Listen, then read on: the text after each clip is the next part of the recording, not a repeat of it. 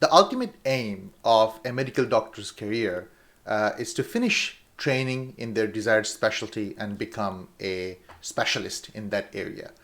And that's the reason that many international medical graduates wants to pursue specialty training in the United Kingdom in their desired specialties. Now the question is whether you need to take any exam to get into this kind of specialty training in different specialties.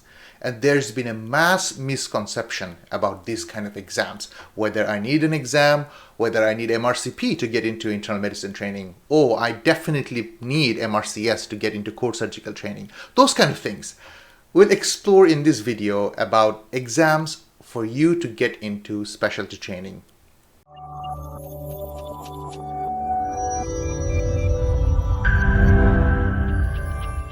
Hi everyone, my name is Ibrahim. I'm one of the doctors working in the National Health Service. So, what exams you require to get into specialty training? This is a very commonly asked questions, and I think this question stems from the experience international medical graduates have in their own countries. Almost everything that you want an entrance in comes with an entrance exam, right? But when I had to get into my medical school, there's a very competitive medical entrance exam. If you want to get into a specialty training or postgraduate training, there is a competitive entrance exam for that postgraduate training. So I think fundamentally we are thinking that there might be something similar to get into specialty training in the United Kingdom as well.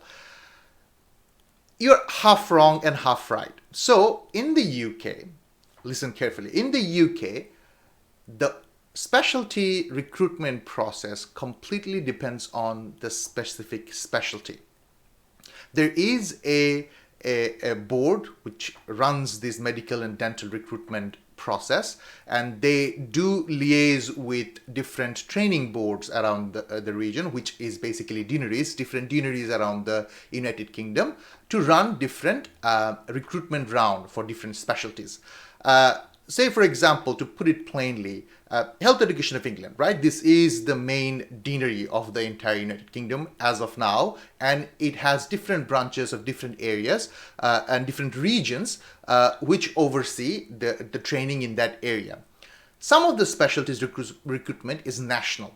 Say, for example, like internal medicine training, GP training, those recruitment are national. So there are national recruitment bodies, which is not localized into any training area. But some of the specialty recruitment areas may be taken over by a specific region, which runs the national recruitment for this area. So I know you don't have to really know how the recruitment works in order to be participating in the recruitment process, but it's just a backstory to understand how this recruitment process works. Plainly speaking, all of the recruitment, whichever region is running it, it will all be done online. And the website for this recruitment is called Oriel. I'm pretty sure you already know about that. So Oriel is the website to apply for any sort of specialty training in the United Kingdom.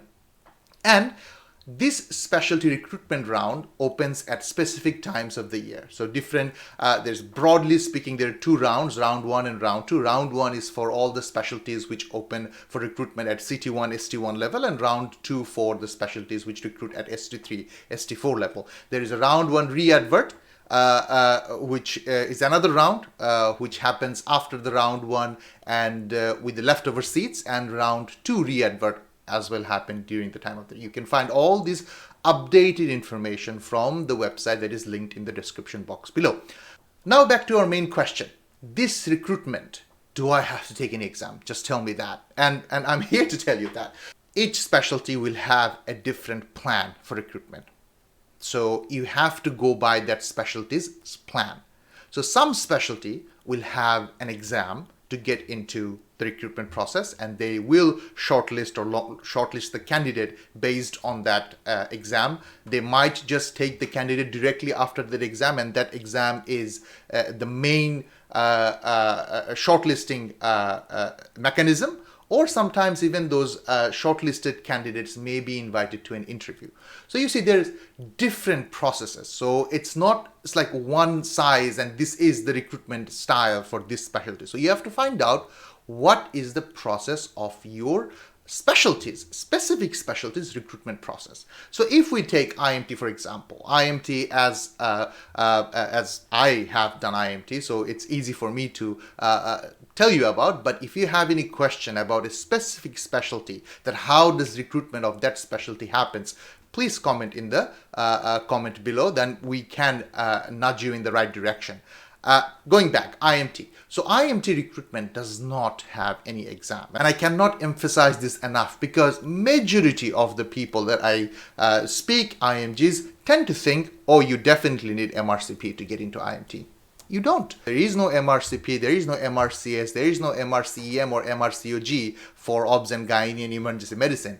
Those are postgraduate exams. So those are taken when you're already a trainee. I mean, you can take them beforehand and they might increase your pre-application score, but they are not required for you to get done before you get into the training program. The only exam that you may have to take based on your specialty for the recruitment purpose is MSRA.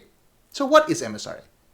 So MSRA stands for Multi-Specialty Recruitment Assessment, and it has been used as a recruitment exam for these specialties that you can see on the screen right now. Recently, core surgical training has joined the team.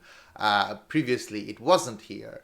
So that's why you have to keep an eye out for your specialty, whether they will change the recruitment process to include MSRA as a part of the recruitment process later on. So you have to keep yourself up to date with the knowledge about your specific specialty's recruitment pathway.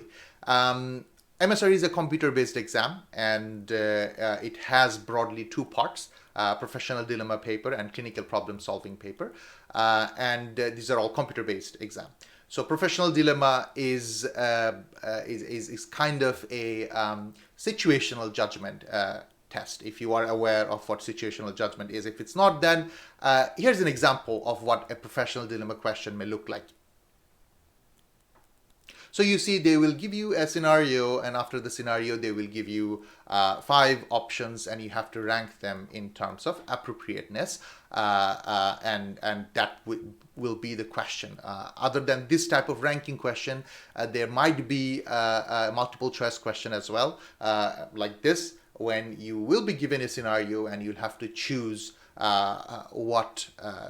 choose 3 options which are the appropriate from this options down below. So these are professional dilemma question, and majority of them would be judging your situational judgment rather than testing your knowledge. There will be 50 questions, and you'll have 95 minutes for these 50 questions to complete. And the next step comes clinical problem solving. And a lot of you might think that, oh, now I have to know the specialty, right? No. You don't have to prepare for clinical problem solving for the specific specialty that you're applying for. Clinical problem solving paper already contains the knowledge, 12 clinical topics of general medicine. So they basically assess that you have to know a broad different things as a base knowledge before you can jump onto your specialty training, whichever specialty you choose to. So it's like a kind of an assessment of your foundation level competence. So these are the 12 clinical topics. They do a balance out question. So in clinical problem solving also there could be 2 types of question. One is EMQ, which is extended matching question, where they will give you some option first, and they will then select one option for the following scenario. So it's basically like a answer first, and then they give you the question, and then basically you have to choose which answer is correct for which question. And obviously the other pattern of question is age-old MCQ, which we are all used to. It's a single best answer MCQ. So there will be one question and there will be 5 options, and you'll have to choose the single best answer of that. And that concludes what clinical problem solving paper is. There are 97 questions on the clinical problem solving paper, and there's 75 minutes for you to complete. But one thing I think I need to say is in MSRA, they always include some test questions in every MSRA. So those questions may not contribute to the score of your final score. In professional dilemma, there will be 8 items. So only 42 of the PD questions would be contributing to your final score. And in clinical problem problem solving, 86 out of 97 would be contributing to your final score. But you would never know which one are the test one, would you? I mean, you might just guess, oh, this is absolutely, I have no idea about this question. So this might be a pilot question. So that's how the exam is structured. And one last important information about MSRA is there is no negative marking. Yeah, I mean, that's always the best thing, right? I think that's it for today's video. So we got to know about the MSRA exam, which may be used in your specialty, depending on your specialty, as a part of the recruitment process, or which may not be a part of your recruitment process altogether. So like, I didn't have to take an MSRA to get into IMT, and the people who are getting into IMT right now is not having to take MSRA. But if you're getting into general practice or the specialties that we have listed before, will have to take MSRA exam as a part of the recruitment process, and will be used as a shortlisting tool in the recruitment criteria. So if you have any questions regarding MSRA or regarding any specific specialty, do ask in the comment below. And if you want to discuss about your specialty training pathway, about your career in the United Kingdom, we do offer personalized guidance sessions. Dr. Breeze and me, we both have our calendar uploaded in our system. So go to our website, road2.uk/session to find the specific kind of session that you need, and we might meet face to face on a meeting. And finally, I want to thank you for watching this video, and if you have not subscribed to our channel already, please subscribe and follow us on all the social media, Facebook, Instagram, Twitter, and we opened a TikTok, even though I don't know what to do with that, but you know,